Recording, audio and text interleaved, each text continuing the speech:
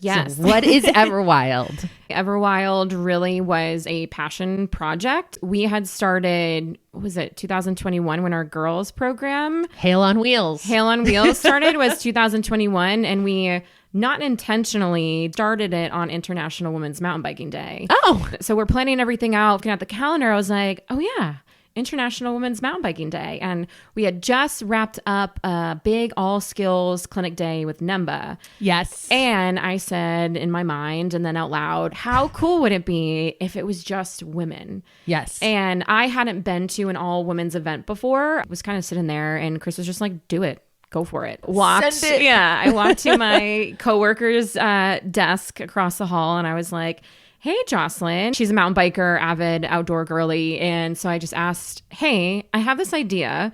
Do you want to help me with it? Of course, she said yes. So we were thinking like, what would we want in this space? The idea was really to celebrate women already in the sport, you know, highlighting those that are doing amazing things, but also creating a space where we could invite more women and women that have never mountain biked or have just started into a space that feels safe and comfortable because they're surrounded by other women. We wanted clinics for every skill level. So whether you're new or you're an advanced rider, there is something for you and you can continue to progress your skills on. We also wanted to have it be social. So there were group rides and marked routes. So if you've never been at Hale before, it's totally okay. Yep. We had vendors there. So if you wanted to look at bikes or gear or snacks or whatever, there were people there. And also NEMBA chapters. So that way, if you wanted to really start to dive more into it, you could go meet someone, whether you're not from our area, you're from the greater Boston area or another part of the state. Yep. There was someone there that you could talk to say like, how can I do a group ride? Where do they exist? How do I get more information?